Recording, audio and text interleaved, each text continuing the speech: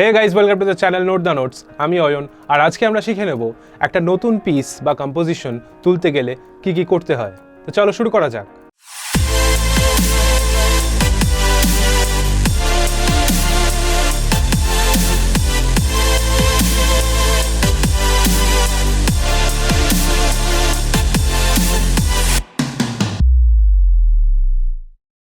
এর আগে বহুবার এই কথাটা নিয়ে আলোচনা করেছি যে একটা নতুন কমপ্লিকেটেড জিনিস, একটা নতুন কম্পোজিশন বা একটা কমপ্লিকেটেড নোটেশন যখন আমরা প্রথম তুলি, সেটা তোলার প্রথম স্টেপটাই হচ্ছে নোটেশনটা হাতে তাল দিয়ে মুখে পড়া।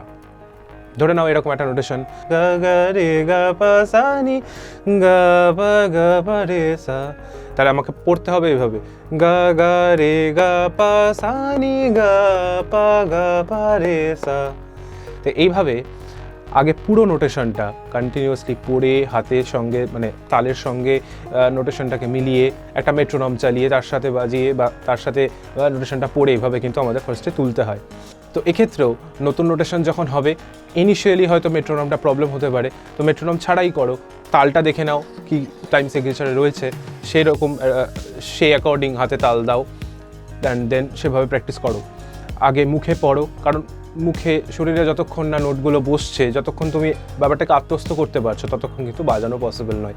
সো আগে হাতে তাল দিয়ে জিনিসটাকে পড়ো, তারপরে মেট্রোনম চালাও। মোটামুটি কম্পোজিশনটা যেরকম মেট্রোনম বা যেরকম টেম্পো হতে পারে সেরকম একটা মেট্রোনম চালাও, দেন তার সাথে প্র্যাকটিসটা করো। তালটাও ততটাই ইম্পর্ট্যান্ট যতটা সুরটা ইম্পর্ট্যান্ট, সো তালটার সঙ্গে প্র্যাকটিসটা করো।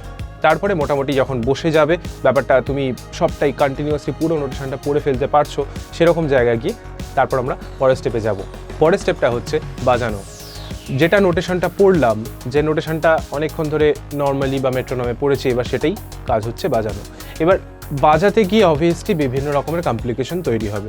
প্রত্যেকটা নোটেশন তো আর সহজ হবে না, বা একটা বিটে একটা নোট বা অনেকটা করে গ্যাপ এরকম হবে না।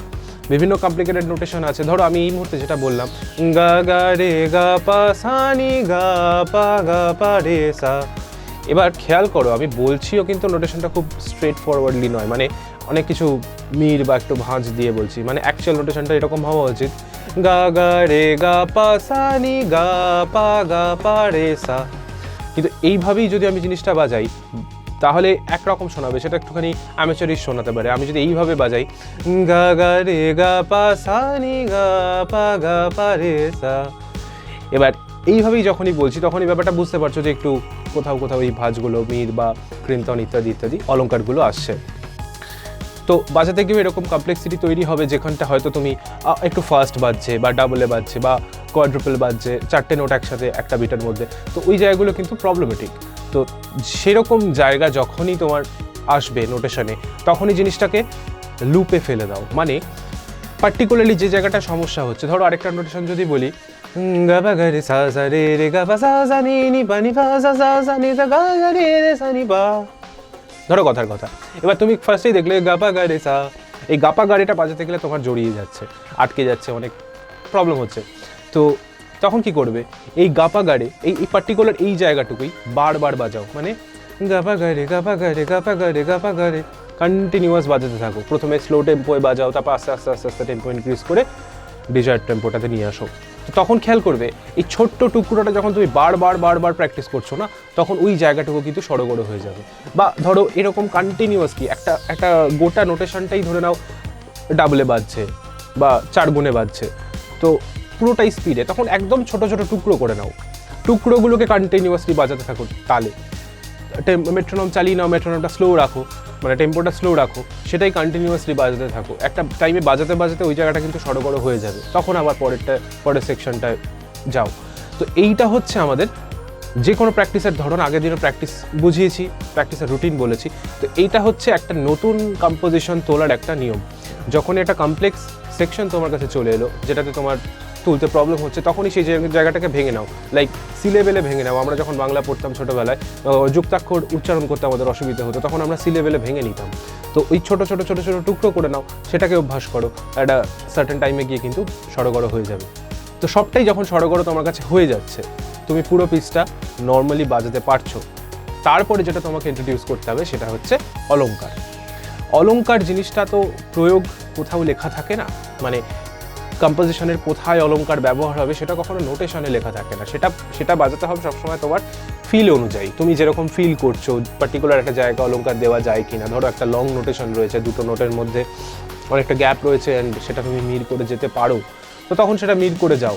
মিল করে গেলে জেনারেলি আমাদের একটা প্যাথোজ ফিল জেনারেট করে বা দুঃখের ফিল জেনারেট করে। আবার যখন আমরা কৃন্তন ইউজ করি সেই জায়গাটার জন্য মানে একটা আনন্দের কোনো ফিল দেওয়ার জন্য অনেক সময় আমরা কৃন্তন ইউজ করি। তো বিভিন্ন রকমের অলংকারের বিভিন্ন ভাব রয়েছে, সে ভাবটাকে বুঝতে হয়, বুঝে সেরকম অলংকার আমাদের ইউজ করতে হয়। তো সেই স্টেপটা আসে একদম শেষে, যখন তুমি পুরো কম্পোজিশনটার ওপর বা পুরো নোটেশনটার ওপর একটা মাস্টারি করে ফেলেছো, তোমার মোটামুটি দখলে এসে গেছে, তুমি পুরোটা একটানে বাজাতে পারছো, তখন এসো অলংকার প্রয়োগে। তো আমি এবার পুরো পয়েন্টগুলো আরেকবার বলে দিচ্ছি। সেটা হচ্ছে একদম প্রথমে নোটেশনটা পেয়েই হাতে তাল দিয়ে আগে পড়ো, ফার্স্টে মেট্রোনম ছাড়া, তারপরে মেট্রোনম দিয়ে, তারপরে জিনিসটা মুখে প্র্যাকটিস হয়ে গেলে তারপরে বাজানোর চেষ্টা করো। তারপরে বাজাতে গিয়ে যখন কমপ্লিকেশন তৈরি হচ্ছে সেই জিনিসগুলোকে সি লেভেলে ভাঙো, সি লেভেলে ভেঙে পুরোটা সড়গড় হলে পুরো জিনিসটা একবারে বাজাও। সেটাও যখন তোমার দখলে এসে যাচ্ছে, তারপরে শেষ স্টেপ হচ্ছে অলংকার ইউজ করো। তো এই হলো 4টে স্টেপ, যে স্টেপগুলো ফলো করে তুমি একটা নতুন কম্পোজিশনকে আত্মস্থ করতে পারবে, তুলে ফেলতে পারবে অ্যান্ড ভালোভাবে অবভিয়াসলি বাজাতে পারবে। তবে এই প্রত্যেকটা স্টেপ, পুরো প্রসেসটাই কিন্তু সময় লাগবে। তুমি যদি ভেবে থাকো একদিনের মধ্যে বসে বা 1 ঘন্টা বা 2 ঘন্টার মধ্যে বসে এই পুরো ঘটনাটা হয়ে যাবে, তাহলে কিন্তু সেটা সম্ভব নয়। অ্যাটলিস্ট বিগিনারদের ক্ষেত্রে তো সম্ভব নয়। আমাদের যারা ইন্টারমিডিয়েট বা প্রো লেভেলের যারা মিউজিশিয়ান আছে, তারা কিন্তু স্টুডিওতে গিয়েই যে কোনো একটা কম্পোজিশন তুলে অন স্পট বাজিয়ে রেকর্ড করে ফাইনালাইজ করে চলে আসে।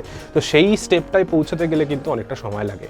আর ভায়োলিনের ক্ষেত্রে সময়টা আরও বেশি লাগে, কারণগুলো তোমরা প্রত্যেকেই জানো, হয়তো তোমাদের এখনও অনেক কমপ্লিকেশন অলরেডি হচ্ছে, প্রথম দিকে বাজাতে গিয়ে ঠিকঠাক সুরে লাগছে না বা তাল পড়ছে না ঠিকঠাক করে, বা ভায়োলিনের টিপিক্যাল যে প্রবলেমসগুলো আসে, কমপ্লিকেশনগুলো আসে, সেগুলো হয়তো এখন ফেস করছো। তো এইগুলো সবকটাই যখন আস্তে আস্তে আস্তে আস্তে রিডিউসড হয়ে যাবে, তারপরে গিয়ে তোমরা যে কোনো একটা কম্পোজিশন অনেকটা কম সময় তুলে ফেলতে পারবে বা বাজিয়ে ফেলতে পারবে। তো সেটার অবভিয়াসলি সেটার অনেকটা সময় লাগে। তো ইনিশিয়ালি আমি যদি বিগিনারদের ক্ষেত্রে বলি, তাহলে একটা পিস তোমরা 2 দিনের মধ্যে হয়তো মোটামুটি তুলে ফেলতে পারবে। তারপরে সেটার অলংকার অ্যান্ড তার সঙ্গে আরও প্র্যাকটিস এটা করে করে মোটামুটি 1 সপ্তাহে একটা পিস তোলাটা রিজনেবল যারা তোমরা বিগিনার্স তাদের জন্য। যারা ইন্টারমিডিয়েট সেটা হয়তো 3 দিনে হয়ে যেতে পারে, বা যারা প্রো তাদের কিন্তু 1 ঘন্টা বা আধা ঘন্টাতেও হয়ে যেতে পারে।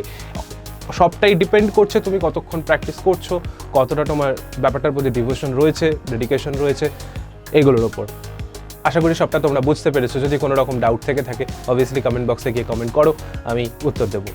তোমাদের যদি আমার চ্যানেলের কন্টেন্ট ভালো লেগে থাকে then obviously consider subscribing and bell আইকনটা ক্লিক করে রেখো, তাহলে প্রত্যেক কটা নোটিফিকেশন তোমাদের কাছে ঠিক সময় পৌঁছে যাবে। ভিডিওটা লাইক করো, শেয়ার করো, আর খুব ভালো থেকো। দেখা হচ্ছে পরের ভিডিওতে।